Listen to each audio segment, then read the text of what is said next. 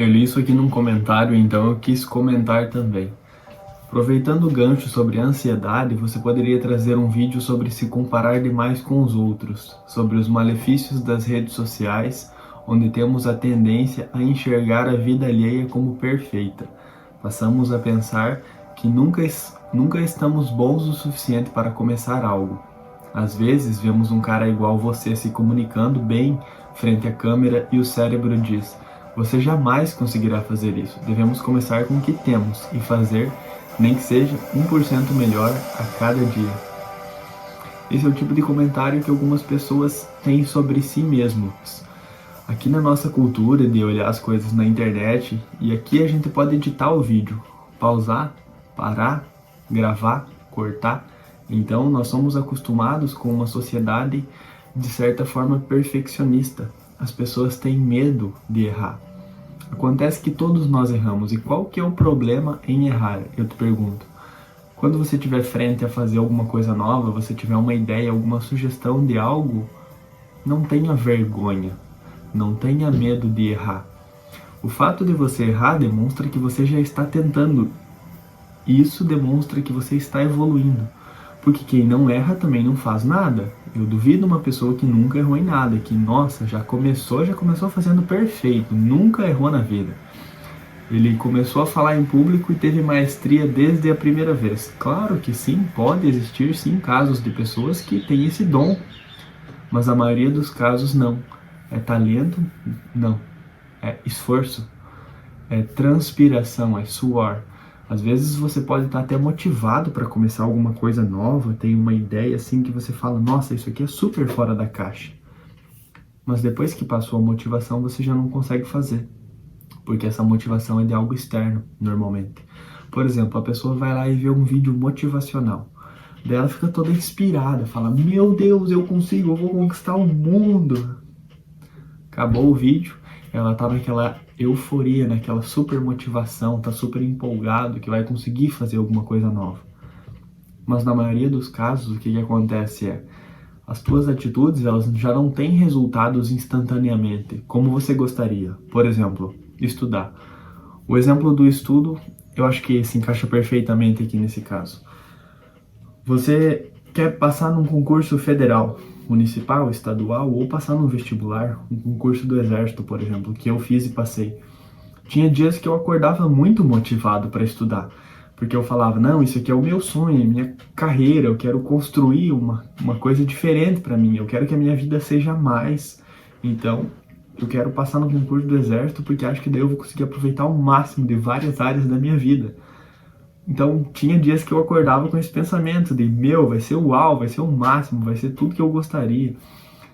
Então, eu me motivava a estudar. Mas quando eu começava a estudar é um processo cansativo, é burocrático, você tem que ler muito, tem que consumir muito conteúdo, tem que assistir vídeo.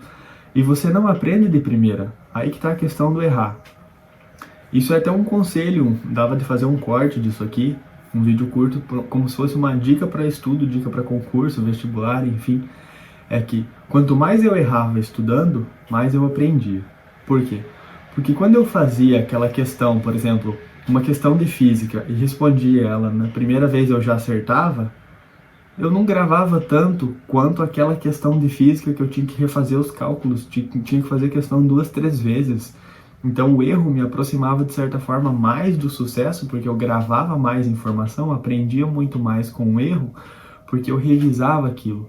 No próprio processo de aprendizado eu já via aquilo de novo, refletia sobre, analisava o que eu estava errando, corrigia com isso e daí ia para o próximo passo.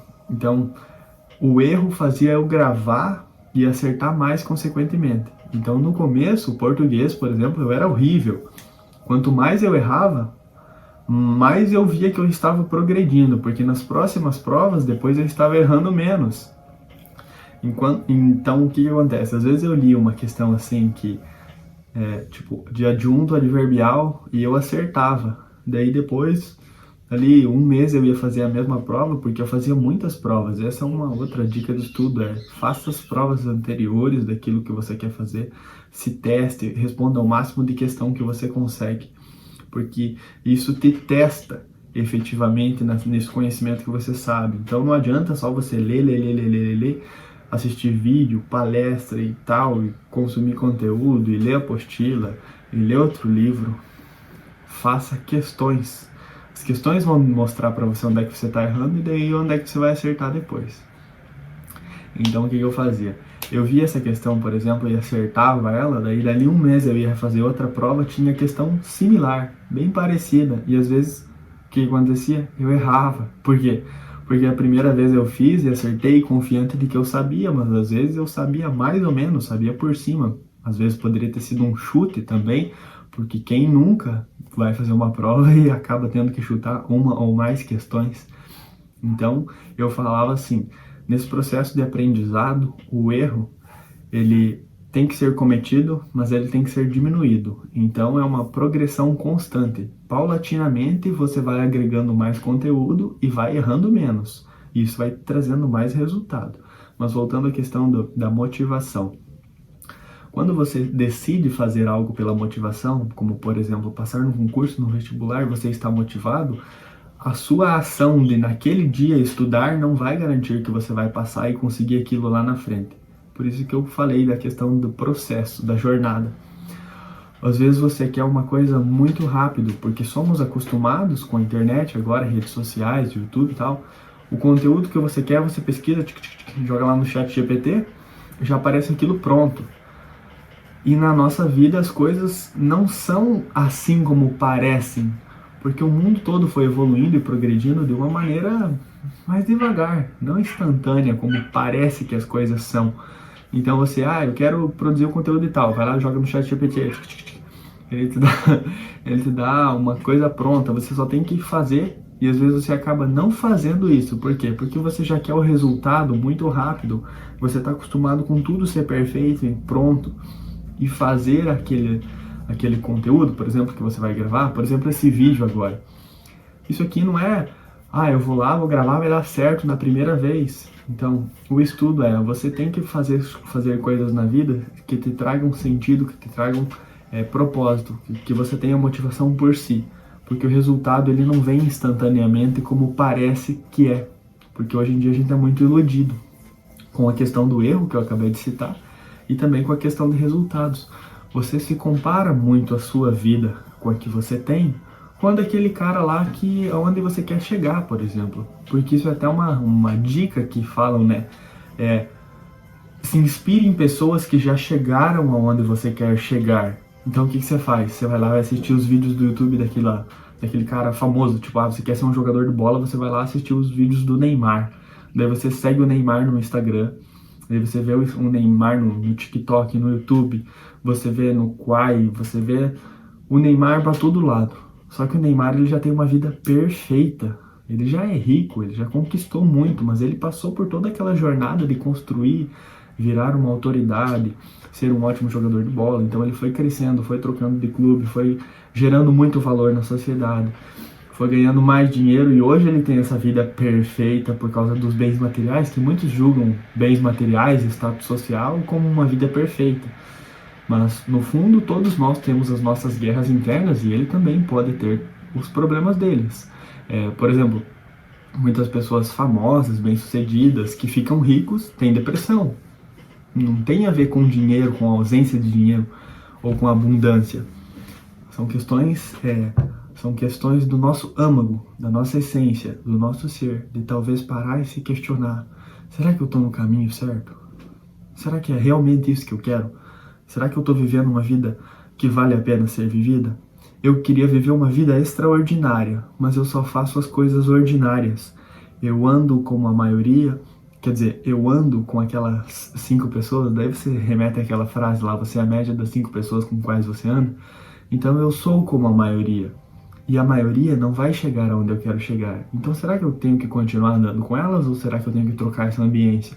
Porque a ambiência também determina muito dos seus resultados, por isso que a gente já falou dessa frase de você é a média das 5 pessoas. Jesus lá, bem antigamente, falou essa frase, que talvez tenha sido adaptada dele, que é: diga-me com quem andas e eu te direi quem és. Então, voltando, você acompanha a vida perfeita, como a gente já falou, do Neymar.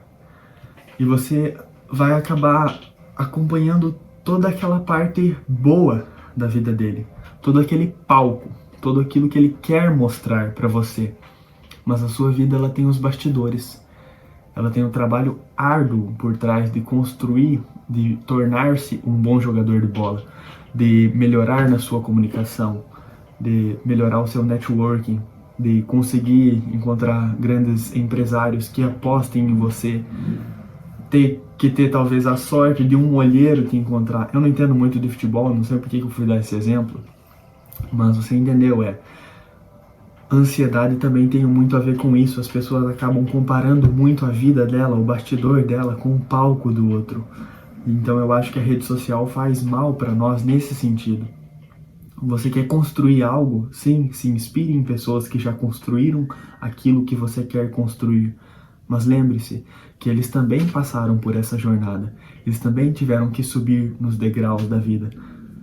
A jornada não é fácil para ninguém, pode ter certeza.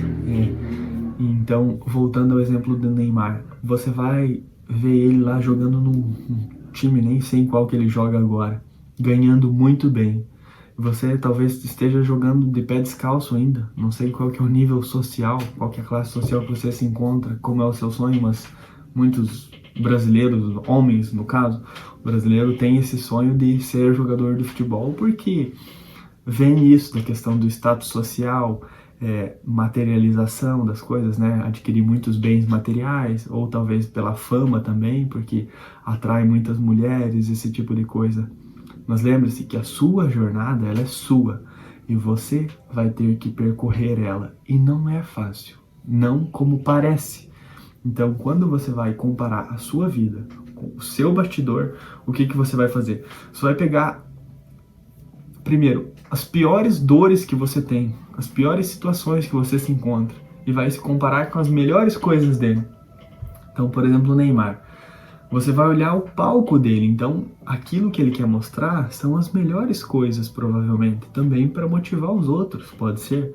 Mas você vai comparar os melhores atributos dele. O cara já tá rico, tá bonitão, fez plástica, não sei o que, ganha muito bem, tem namorada, viaja o mundo, joga bola, que aparentemente parece que a profissão é só se divertir. E você vai pensar o que? Não, eu tô lascado aqui, eu tenho que trabalhar num serviço que eu não gosto, tenho que correr atrás disso. E eu não tenho o carro que eu gostaria, não tenho a namorada que eu gostaria, não visto as roupas que eu gostaria de vestir, não uso o perfume que eu gostaria de usar. Então você fica se diminuindo e enaltecendo ele. Para de comparar tanto assim a sua vida. Se inspire naquela pessoa, mas tenha consciência disso, de será que eu devo comparar o palco dele com o meu bastidor, pegar a melhor qualidade dele e comparar com a minha pior fragilidade que eu tenho? Então pense questões assim, reflita, saiba quem você é. Quando você entende quem você é, isso ajuda muito na sua questão da busca daquilo que você quer se tornar também na sua jornada. Então fica essa reflexão.